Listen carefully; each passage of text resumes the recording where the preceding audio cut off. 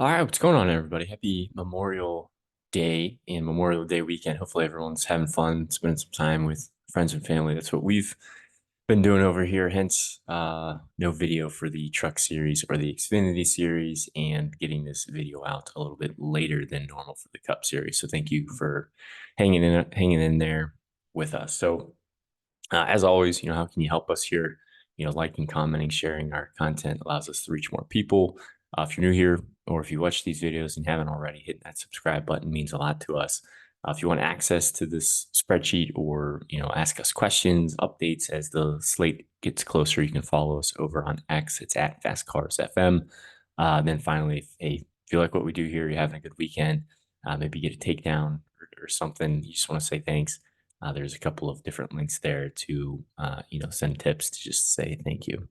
So getting to the race preview and initial thoughts, this is a 600-mile race. So this race takes forever to run. It's the longest race of the season.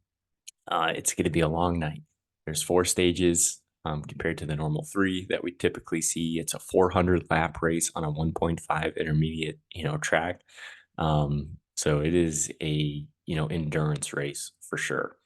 And because of that, we're going to see a lot of comers and goers as, the night, as the sun sets, night comes, the track's going to change, a lot of different strategies, cautions. It's going to be a long, long night. So get into the driver by driver breakdown here. Let's kind of, go through it here. So you got Larson, Hamlin, Blaney, and Byron up in the top range there.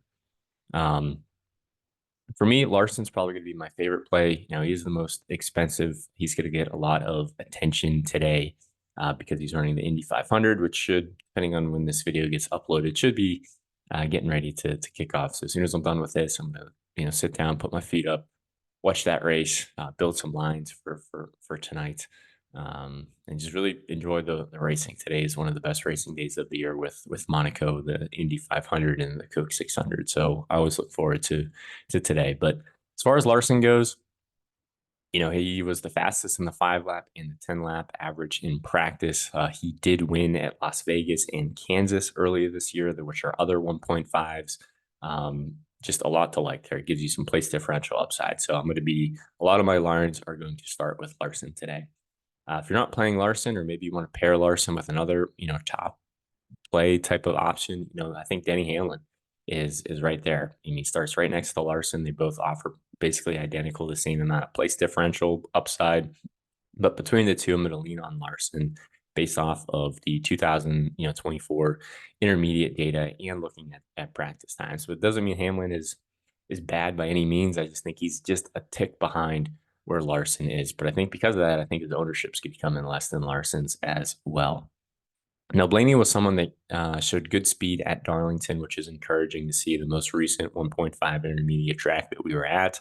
And he also was the fastest in the 15-lap average in practice. But it's kind of deceiving because not that many cars ran that many laps to get to those lap averages, consecutively.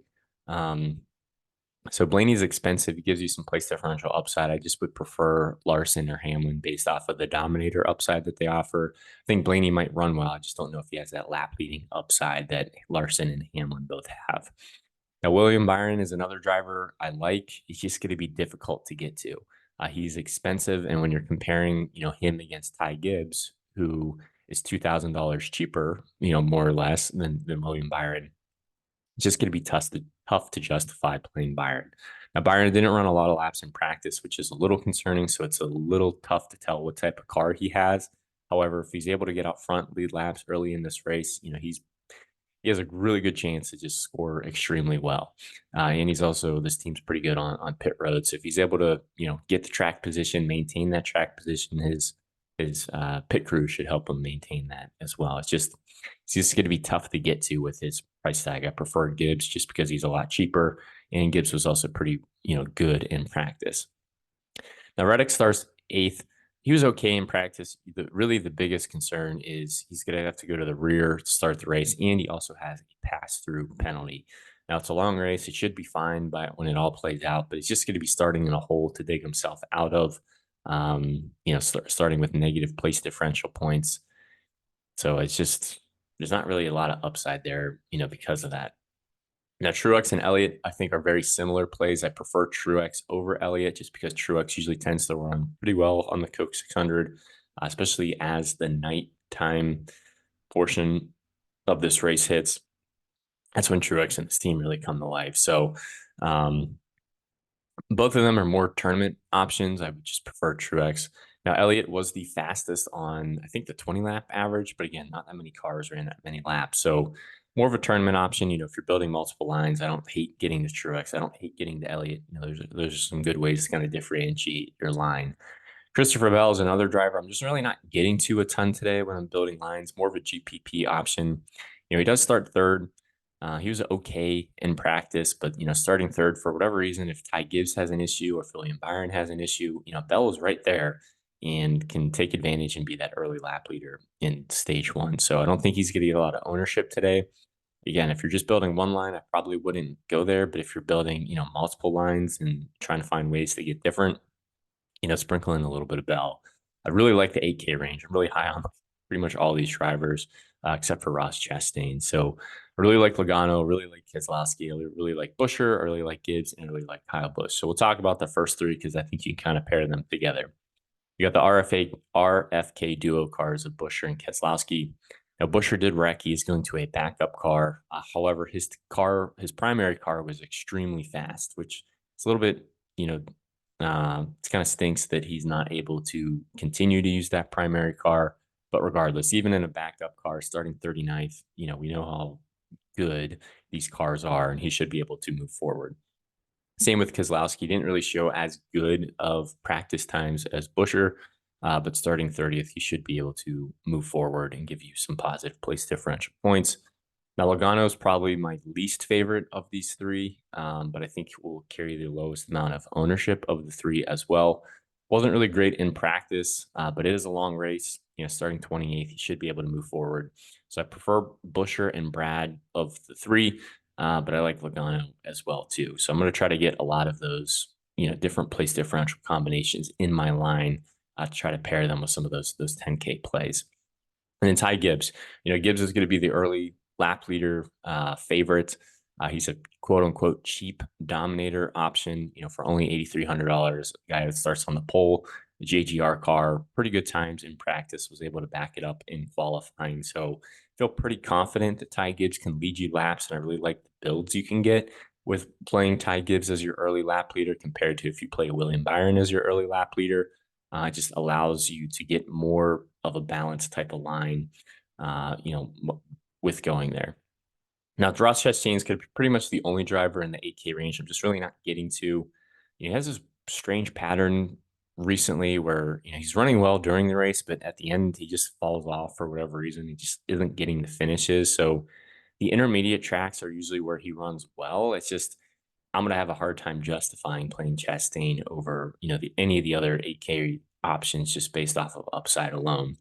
And then you got Kyle Busch. It's crazy to see Kyle Busch at only $8,000. He's very cheap. I really like the value and the upside that he offers. He's pretty hit or miss. More often than not, than he's been a miss. So I understand the concern. However, he was pretty fast in practice. And again, I really just like the value that you're getting for $8,000. So really the 8K range, I'm going to have a lot of these drivers. I'm going to try to be overweight on all of them if I can. It really just kind of comes down to which ones in the 8K range you feel the most confident about and which ones you can lean on. Bowman and Wallace are pretty much the same play, more tournament options, decent speed, good teams. They just start a little bit further towards the front of the field. But if they're able to maintain their running position, clock off some fast laps, they're going to score well. But I'd rather play Noah Gragson, honestly. He just offers some more place differential upside. A lot of positive momentum this team has as of late too. And they showed good speed this weekend. So I really like Gragson. Not really getting to Briscoe. He was okay. He starts right next to Gragson. Just his practice times weren't nearly as good as Gragson. So I'm going to lean on Noah for that reason. Eric Jones didn't run a lot of laps. He's pretty much a cheap place differential option. So, you probably can't jam in all those 8K plays and still get up top to like some of the dominators and stuff. So you're going to need some cheaper place differential options. I think Jones is a pretty safe option you can lean on. Might not get a crazy finish, but he doesn't really need to at that price and starting that deep. Not getting the Barry, not getting Suarez. I'm not getting the McDowell, all for pretty much the same reason. They all just start a little bit too far forward, and based off of the practice times that we saw, it's not very convincing they'll be able to maintain their spots. Austin Dillon's okay. Maybe you could go there. I would just prefer going to Stenhouse and Gilliland. Stenhouse actually showed pretty good times. In the 10 lap and the 15 lap average, he was actually in the top 10 for both of those, which is encouraging for a driver that's only $6,600 and starting 23rd. So I think more people are going to lean on Todd Gilliland just based off where he starts. But I think Stenhouse has faster speed, more upside. So I prefer Stenhouse over Gilliland, but I like both of them. Todd's a pretty safe option. He's kind of like Eric Jones. He just really needs to finish the race and he's going to score, positive points. Ryan Preece, I think, might get some ownership today, but he starts 31st, but he was pretty slow. So I prefer Stenhouse and Gilliland if you can get there. Hocevar starts 20th. He always seems to start around here. Doesn't really project well, but this team has decent speed, and I think he can maintain and even potentially get lucky with a good finishing, depending on how cautions fall. And then Cindric, Johnson, Nemechek. I'm not really getting into these plays. Cindric, we just typically don't play. Jimmy Johnson has just struggled a lot in this next gen car. John Hunter Nemechek starts deep, most likely finishes deep. If you do need some cheap options today, I really like Corey LaJoy and Justin Haley, mainly just based off of the practice times that they showed. Probably a little bit more tournament options starting this high, but the speed is encouraging compared to some of the other punt plays down here that were just really, really slow. Like Harrison Burton was really slow, Zane Smith was really slow, SVG was really slow. Hemrick showed good speed, but he's going to be tough to rely on.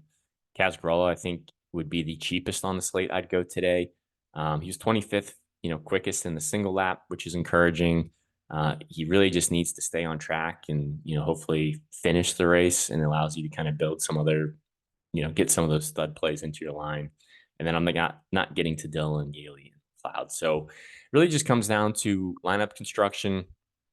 For me, I think it's, are you leaning on Byron or Gibbs as that early lap leader?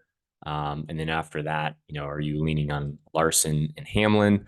Are you going to lean more on these place differential options? There's different ways you can kind of build lines tonight. So that's how I'm going to be building. Any driver that has high interest, I'm going to try to get as many of those plays in my line and probably sprinkle some of those medium owned plays as GPP options to just kind of get a little bit different. So that's going to do it. Enjoy watching the Indy 500. Enjoy the Coke 600. Thank you guys for spending some time with us this weekend. Best of luck, and we will catch you next week.